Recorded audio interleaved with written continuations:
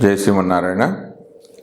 జ్ఞానానందమయం దేవం నిర్మలాస్ఫటికాకృతిం ఆధారం సర్వవిద్యానాం హైగ్రీవోపాస్మహే. ఆపదాపహర్తారం దాతారం సర్వసంపదాం లోకాభిరామం శ్రీరామం భూయో భూయో నమామి. మనము ఇప్పుడు ఈ వీడియోలలో ఉద్యోగం గురించి తెలుసుకుందాం. అంటే ఏ రాశుల వారు ఏ రకమైన ఉద్యోగం చేస్తారు అంటే, ఒకరి దగ్గర పని చేస్తారా, సొంతంగా వ్యాపారం పెట్టుకుంటారా,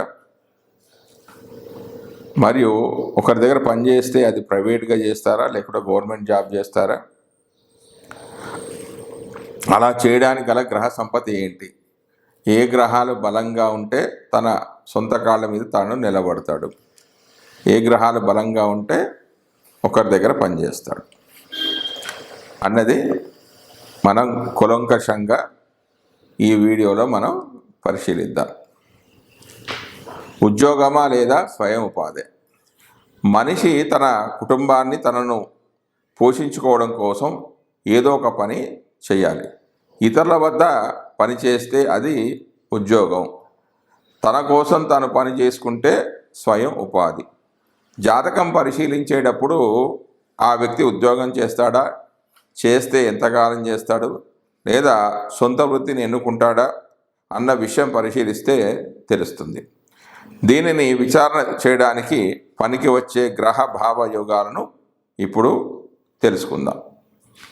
లగ్నాధిపతి, షష్టాధిపతి వీరిద్దరిలో ఎవరు బలంగా ఉన్నారో చూడాలి.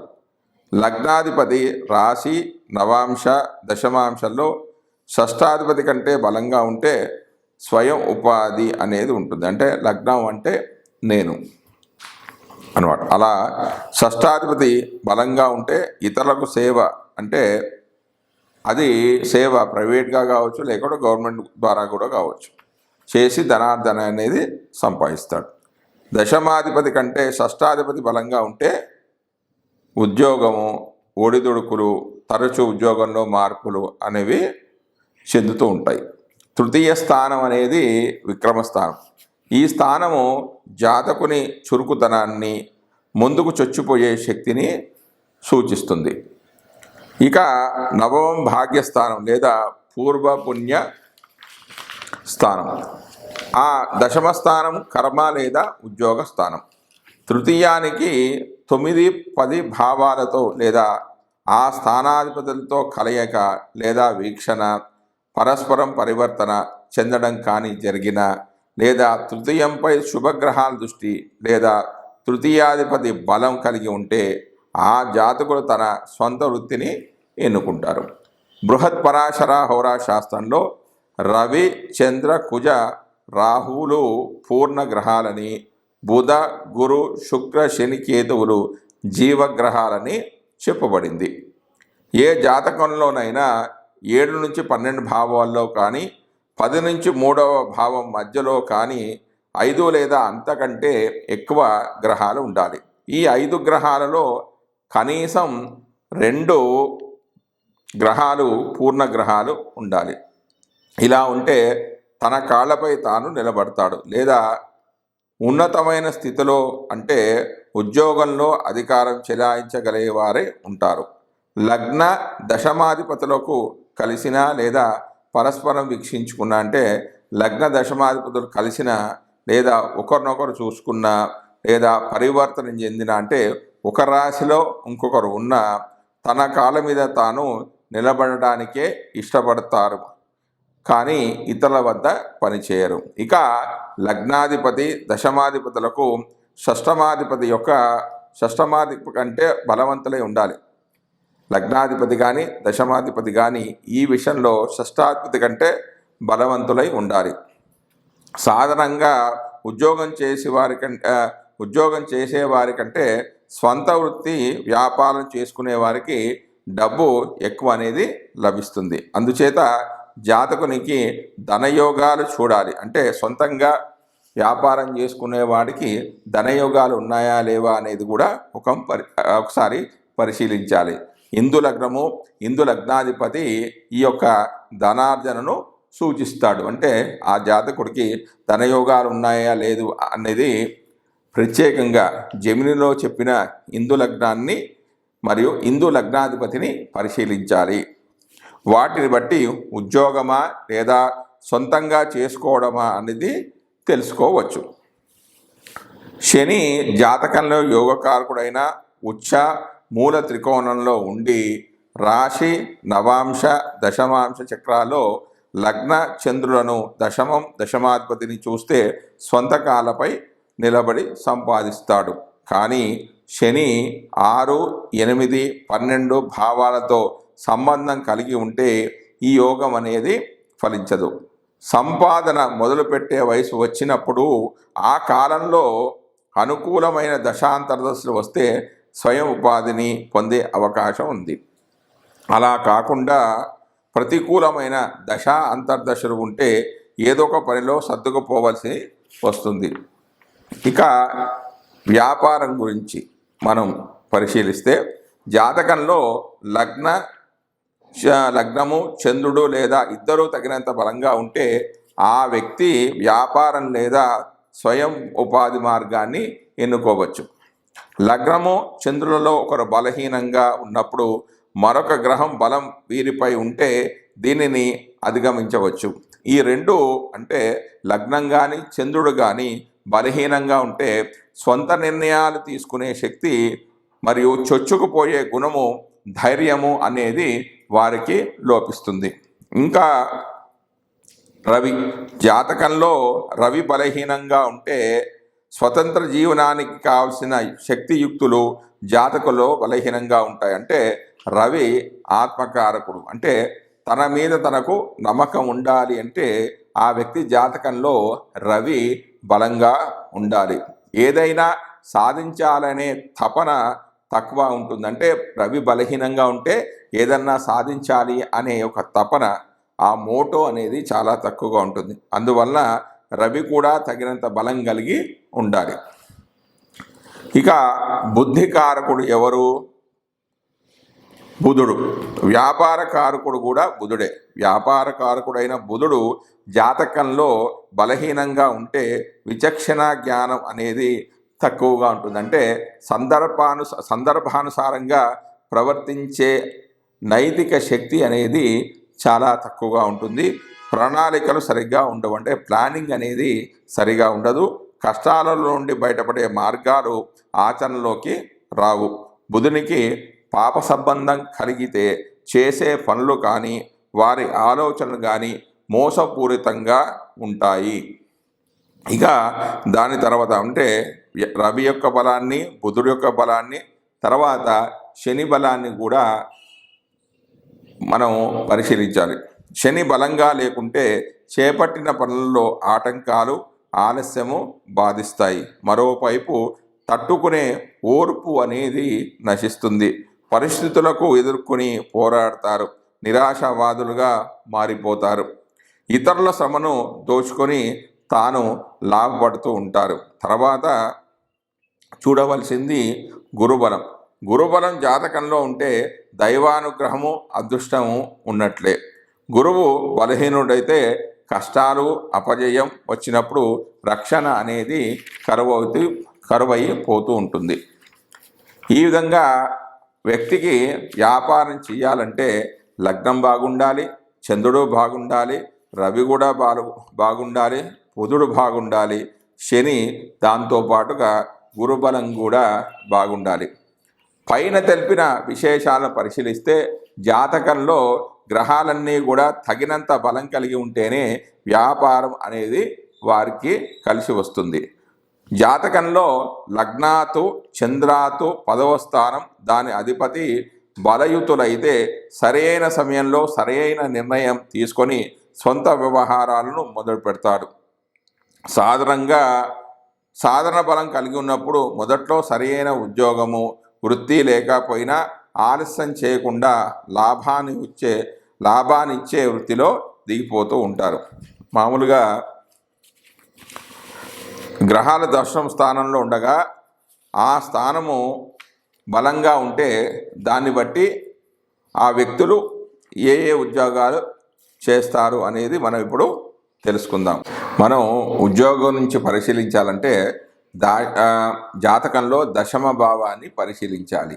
అంటే దశమ స్థానంలో ఉన్న గ్రహాన్ని బట్టి ఫలితాలు ఏ విధంగా ఉంటాయి అనేది నేను ఇప్పుడు చెప్పబోతున్నాను. అయితే గ్రహాలు దశమంలో ఉండగా ఆ స్థానం బలాన్ని అనుసరించి ఫలితాలు ఏ విధంగా ఉంటాయంటే రవి ఉచ్చలో ఉంటే దైవభక్తి మంచి పనులు చేస్తాడు. అదే ఉచ్చ నవాంశ అంటే నవాంశలో కూడా ఉచ్చ నవాంశలో ఉంటే క్రూరత్వం అనేది ఉంటుంది. శుభ షడ్వర్గుల్లో ఉంటే కొన్ని వర్గచక్రాలను కూడా పరిశీలించడం జరుగుతుంది. ఆ శుభ షడ్వర్గాల్లో ఉంటే కళంకాలు ఎక్కువగా ఉంటాయి. ఒకవేళ నీచ రాశిలో ఉంటే వెట్టి చాకిరీ అనేది ఎక్కువగా ఉంటుంది. నీచ నవాంశలో ఉంటాయి అంటే నవాంశలో నీచ స్థానంలో ఉంటే క్రూర అధికారుల వద్ద ఉద్యోగం అనేది చేస్తాడు. అదే శత్రు షడ్వర్గుల్లో ఉంటే అంటే వర్గచక్రాలు శత్రు షడ్వర్గుల్లో ఉంటే క్రూరత్వం ఉంటుంది, జైల్లో ఉద్యోగాలు చేస్తాడు. అదే రవి మిత్ర రాశిలో ఉంటే క్రూర వృత్తులు చేస్తాడు. మిత్ర నవాంశలో ఉంటే వ్యాపారం అనేది చేసే అవకాశాలు ఉన్నాయి. వర్గోత్తమం చెందితే అంటే రాశిలో ఎక్కడైతే ఉంటాడో నవాంశలో కూడా అదే రాశిలో ఉంటే దాన్ని వర్గోత్తమం అని అంటారు. ఇట్లా వర్గోత్తమం చెందితే నిజాయితీతో వ్యాపారం చేయడానికి అవకాశాలు ఉన్నాయి. శత్రు రాశిలో ఉంటే చికాకైన ఉద్యోగాలు చేస్తాడు. అంటే తనకి ఇష్టం లేకపోయినా ఏదో ఒక ఉద్యోగాన్ని అనేది చేస్తూ ఉంటాడు. శత్రు నవాంశలో ఉంటే ఇష్టం లేని ఉద్యోగాలు చేస్తుంటాడు. స్వక్షేత్రంలో ఉంటే ఇతరుల సేవలో ఏదో ఒకటి పనిచేస్తూ ఉంటాడు. ఆ విధంగానే ఇప్పుడు రవి గురించి తెలుసుకున్నాం కదా.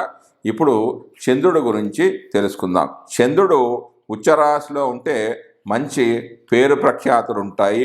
అదే ఉచ్చ నవాంశలో ఉంటే దేవతలు పెద్దలన్న భక్తి కలిగి ఉంటారు. శుభ షడ్వర్గుల్లో ఉంటే మంచి ఉద్యోగం ఉంటుంది. నీచ రాశిలో అయితే సిగ్గుపడే వృత్తిని చేస్తూ ఉంటాడు. అంటే అయిష్టంగానే ఉద్యోగాన్ని చేస్తుంటాడు. నీచ నవాంశలో ఉంటే అంటే నవాంశలో నీచ నవాంశలో ఉంటే పాప ఉద్యోగాలు అనేవి చేస్తూ ఉంటాడు. శత్రు షడ్వర్గుల్లో ఉంటే వ్యాపారాన్ని చేస్తూ ఉంటాడు. అదే మిత్ర రాశిలో ఉంటే మంచి ఉద్యోగం అనేది ఉంటుంది. మిత్ర నవాంశలో ఉంటే ఆయుధాల వ్యాపారం అనేది చేస్తుంటాడు. ఒకవేళ వర్గోత్తమం చెంది ఉంటే మేకుల వ్యాపారం అనేది చేస్తూ ఉంటాడు. స్వక్షేత్రంలో ఉంటే ప్రభుత్వ ఉద్యోగం అనేది చేస్తాడు. ఇక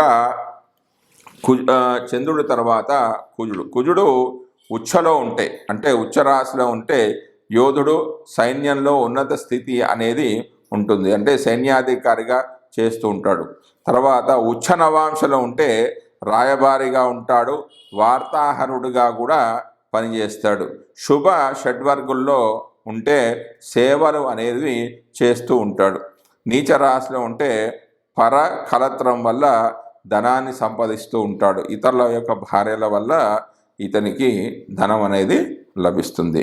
నీచ నవాంశంలో ఉన్నట్లయితే గణిత సంబంధమైన వృత్తులు అనేవి చేస్తూ ఉంటాడు.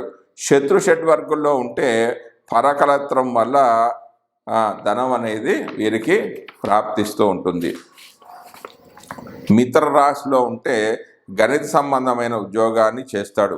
మిత్ర రాశిలో అయితే గణిత సంబంధమైన ఉద్యోగం, మిత్ర నవాంశలో ఉన్నట్టయితే కంటికి చెందిన వృత్తులు అనేవి చేస్తూ ఉంటాడు. వర్గోత్తమం చెందితే కఠినమైన వృత్తులు అనేవి అవలంబిస్తూ ఉంటాడు. శత్రు రాశిలో ఉన్నట్లయితే ఇష్టం లేని వృత్తులు అనేవి చేస్తాడు. శత్రు నవాంశలో ఉంటే ఉంచా వృత్తి అనేది చేస్తూ ఉంటాడు. స్వక్షేత్రంలో ఉంటే నేర్పు ఉండి స్త్రీల కింద ఉద్యోగాలు అనేవి చేస్తూ ఉంటాడు. దాని తర్వాత ఇప్పుడు బుధుడి గురించి. బుధుడు ఉచ్చలో ఉంటే అంటే కన్యలో ఉన్నట్టయితే ధనధాన్య సమృద్ధి అనేది ఉంటుంది. ఉచ్చ నవాంశలో అంటే నవాంశలో కూడా కన్యరాశిలోనే ఉన్నట్లయితే పశువుల వల్ల ధనలాభం ఉంటుంది. అంటే పశువులను పోషించడం ద్వారా, పశువుల వ్యాపారం చేయడం ద్వారా వీరు ధనాన్ని సంపాదిస్తూ ఉంటారు. అదే శుభవర్గుల్లో ఉంటే వీరికి మంచి ఉద్యోగం అనేది ఉంటుంది. నీచ రాశిలో ఉంటే ఒకటే స్థిరమైన ఒకటే ఉద్యోగం అనేది ఉంటుంది. నీచ నవాంశలో ఉంటే జూదము, స్పెక్యులేషన్ వల్ల వీరికి లాభాలు అనేది వస్తుంటాయి. అంటే గుర్ర పందాలు, పేకాట, వీటి ద్వారా వ్యాపారాలు చేస్తూ లాభాన్ని పొందుతూ ఉంటారు. శత్రు షడ్వర్గుల్లో ఉంటే విదేశాల్లో ధనాదాయం ఉంటుంది, విదేశాల్లో డబ్బును సంపాదిస్తూ ఉంటారు. అదే మిత్ర రాశిలో ఉంటే సాధారణమైన ఉద్యోగాన్ని చేస్తాడు. మిత్ర నవాంశంలో ఉంటే వేరే జంతువుల ద్వారా వ్యాపారాన్ని చేస్తూ ఉంటాడు. వర్గోత్తమం అనేది చెందితే అంటే రాశిలో అయితే ఎక్కడ ఉంటే నవాంశలో కూడా అక్కడే ఉన్నాడు అనుకోండి అండి. బుధుడు రాశిచక్రంలో బుధుడు ఏ రాశిలో ఉంటే నవాంశలో కూడా అక్కడే ఉంటే దాన్ని వర్గోత్తమం చెందాడు అని అంటారు. అలా ఉన్నట్లయితే హోమాలు,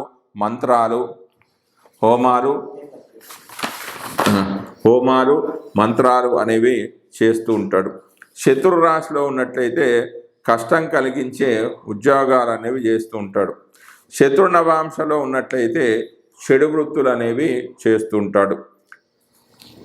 ఆ స్వక్షేత్రంలో ఉంటే తన సొంత రాశులు అంటే మిథునం కానీ కన్యలో కానీ ఉంటే ధార్మిక కార్యక్రమాలు చేస్తుంటాడు. అంటే దేవాలయానికి సంబంధించిన వృత్తులు చేయడం ద్వారా ధనాన్ని సంపాదిస్తూ ఉంటాడు. ఇక గురుడి గురించి, గురుడు ఉచ్చ రాశిలో ఉంటే దానగుణం అనేది ఉంటుంది. ఉచ్చ నవాంశలో ఉంటే బ్రాహ్మణ ఘోరం కలిగి ఉంటాడు. శుభ షడ్వర్గులో ఉంటే దేవ బ్రాహ్మణ భక్తి అనేది వీరికి ఉంటుంది. నీచ రాశిలో ఉంటే చేసే ఉద్యోగంలో సంతృప్తి అనేది అసలు ఉండదు. నీచ నవాంశలో ఉంటే దొంగతనాలు చేసే బుద్ధి అనేది వీరికి ఉంటుంది. శత్రు షడ్వర్గుల్లో ఉంటే దారిద్ర్యం అనేది అవలంబిస్తూ ఉంటాడు. మిత్ర రాశిలో ఉంటే పర్వాలేదు, కొంచెం మంచి ఉద్యోగాన్ని కలిగి ఉంటాడు. మిత్ర నవాంశలో ఉంటే ప్రభుత్వంలో ఉన్నత ఉద్యోగం అనేది వీరికి ఉంటుంది. వర్గోత్తమం అనేది చెందితే ఆవులు, గేదెలు ద్వారా అంటే పశువుల వ్యాపారాన్ని చేస్తూ ఉంటాడు. శత్రు రాశిలో ఉన్నట్టయితే ఇష్టం లేని ఉద్యోగాలు అనేవి చేస్తూ ఉంటాడు. శత్రు నవాంశంలో ఉన్నట్లయితే మోసపూరితమైన ఉద్యోగాలు అనేవి చేస్తూ ఉంటాడు. స్వక్షేత్రంలో ఉంటే అధికారుల మన్నన, ఉన్నత ఉద్యోగ ప్రాప్తి అనేది ఉంటుంది. తర్వాత శుక్రగ్రహం గురించి, శుక్రుడు ఉచ్చస్థానంలో ఉంటే అంటే శుక్రుడికి ఉచ్చస్థానం ఏంటి? మీనరాశి. మీనరాశిలో ఉన్నట్లయితే అంటే రాశిచక్రంలో మీనరాశిలో శుక్రుడు ఉంటే ధార్మికమైన కార్యాసక్తి అనేది ఉంటుంది. ఉచ్చ నవాంశలో ఉంటే రత్నాలు, మణుల వ్యాపారం ద్వారా ధనాన్ని సంపాదిస్తాడు. శుభ షడ్వర్గుల్లో ఉన్నట్లయితే బంగార వ్యాపారం అనేది చేస్తాడు. నీచ రాశిలో ఉంటే స్త్రీల కింద పనిచేసే ఉద్యోగాలు వీరికి దొరుకుతాయి. నీచ నవాంశలో ఉన్నట్లయితే ప్రజా సంబంధమైన ఉద్యోగాలు కలిగి ఉంటాడు.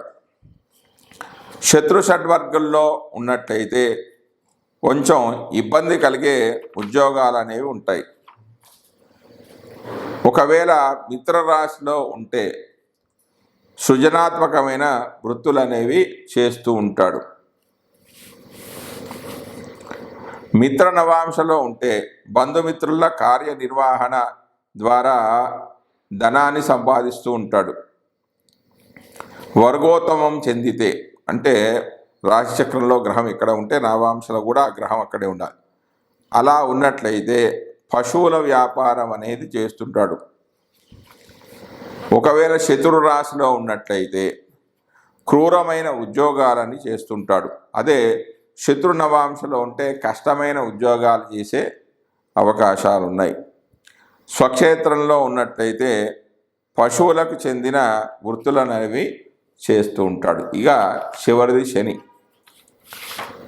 శని ఉచ్చలో ఉంటే స్థిరమైన సున్నితమైన వృత్తి అనేది చేపడతాడు. అదే ఉచ్చ నవాంశనైతే కళాకారులుగా రాణిస్తారు.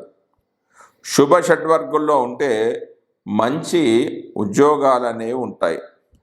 నీచ రాశిలో ఉంటే ఉన్నతాధికారుల సేవ చేస్తూ ఉంటాడు, పై ఆఫీసర్లకు పనిచేస్తూ కింద ఒక వర్కర్గా ఉంటాడు.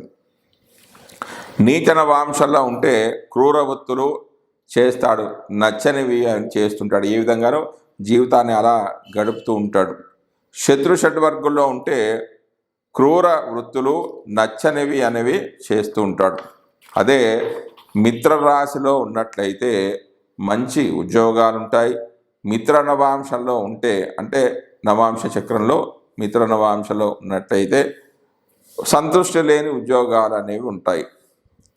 వర్గోత్తమం చెందితే అంటే రాశిలో నవాంశలో కూడా ఒకటే రాశిలో ఉంటే మంచి ఉద్యోగాలు అనేవి ఉంటాయి. శత్రు రాశిలో ఉంటే పశువులను వేటాడడం ద్వారా వారి జీవనాన్ని గడుపుతూ ఉంటాడు. శత్రు నవాంశంలో ఉన్నట్లయితే చిన్ని వృత్తులు ఉంటాయి. వాచారులు అంటే ఎప్పుడు ఏదో ఒకటి అర్థం పర్థం లేకుండా మాట్లాడుతూ ఉంటారు. స్వక్షేత్రంలో ఉంటే వైద్య సంబంధమైన ఉద్యోగాలు చేస్తూ ఉంటారు. ఇప్పటివరకు మనం గ్రహాల యొక్క బలాలను గురించి తెలుసుకున్నాం.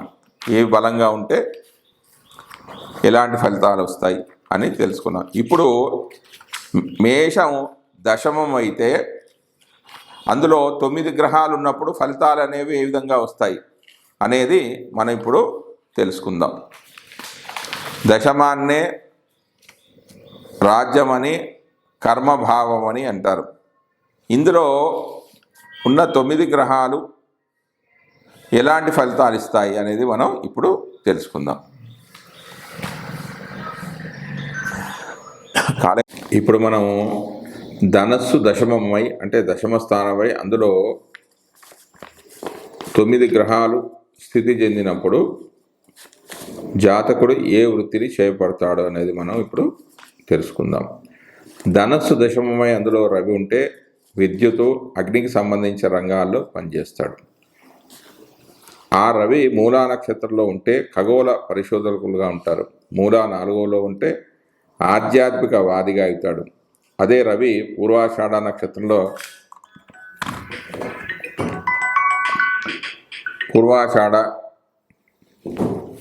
నక్షత్రంలో ఉంటే జల విద్యుత్ రంగంలో ఉంటాడు.